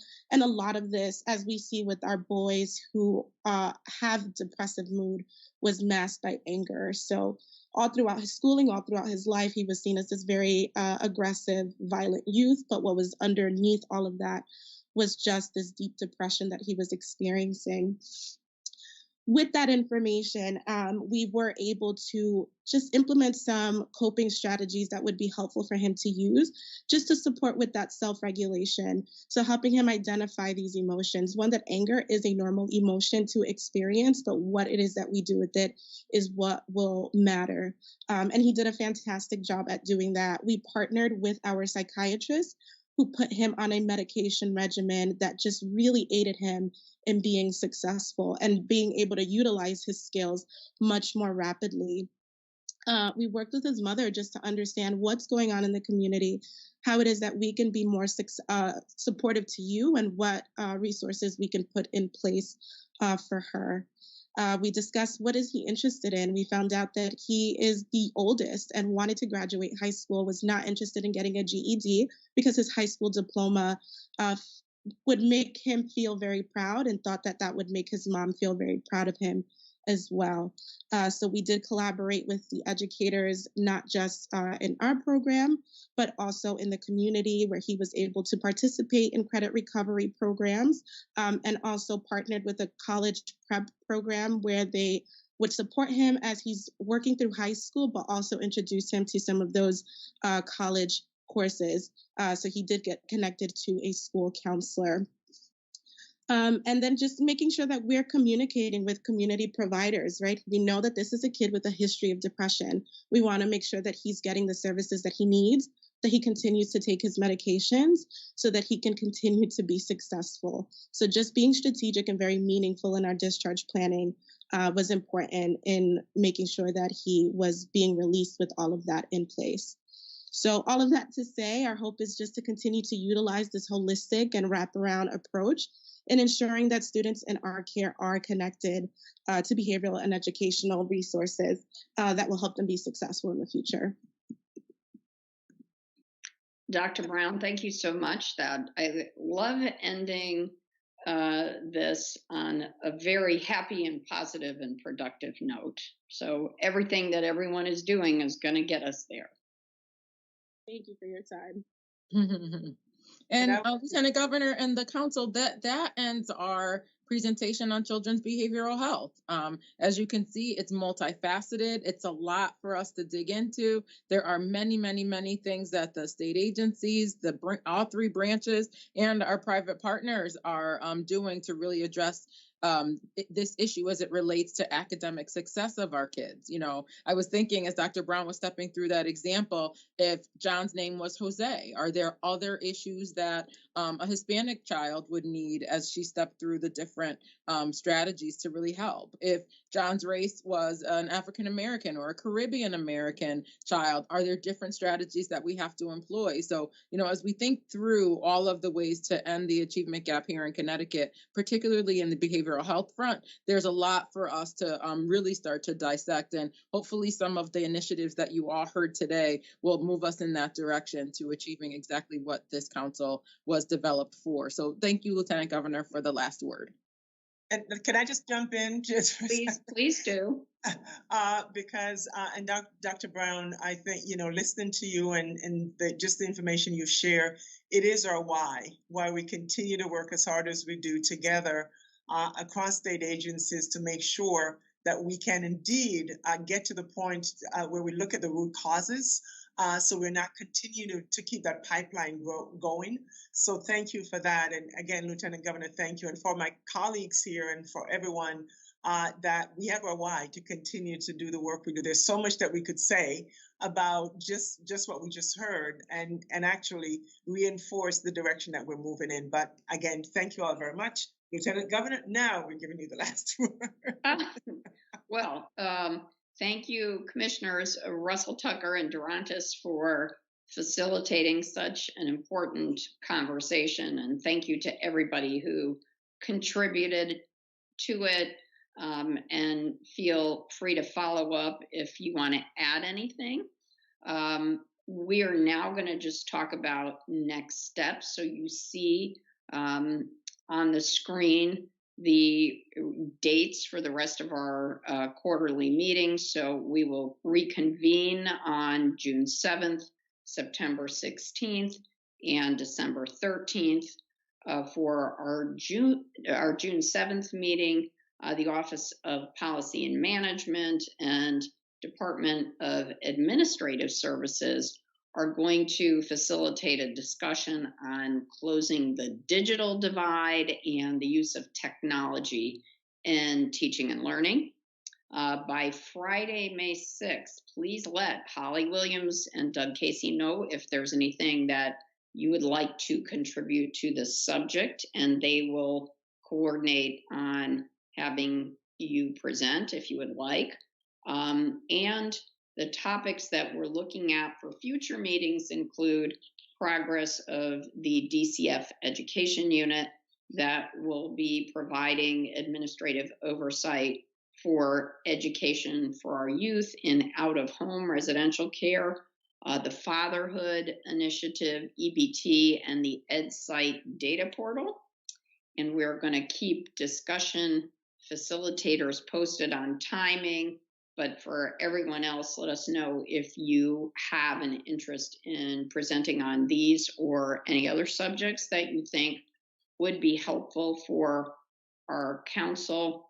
And with respect to all the presentations moving forward, keep in mind that I ask for the following: to identify the task force report results statements, if any are applicable to the policy recommendations for the work that you would like to share is responsive to, and explain also how other agencies might be able to help advance the work, and invite any relevant non-council agencies to participate if you think there is a need to do that, and include in your discussion any existing proposed legislation that might apply.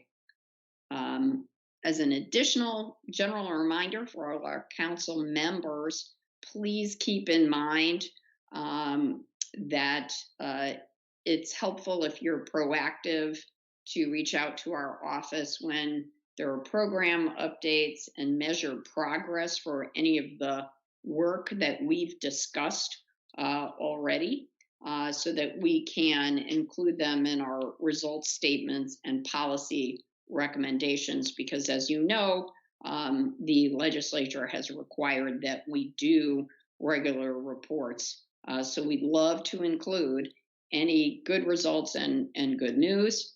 And please, continue to let me know if there's anything new in the works that you think is consistent with the overall goal of this council, because we all need to stay connected, and I want to make sure that every agency that's involved in the work of the council knows about it.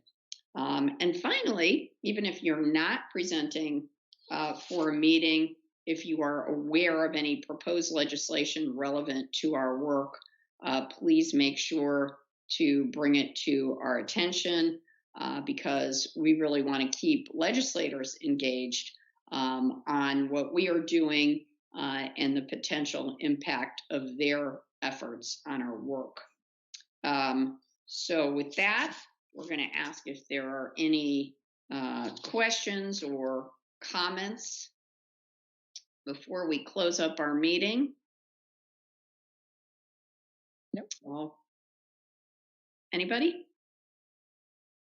All right. Well, seeing that there are no further comments, thank you all so much. Have a lovely weekend. And this Interagency Council for Ending the Achievement Gap is hereby adjourned. Thanks, everybody.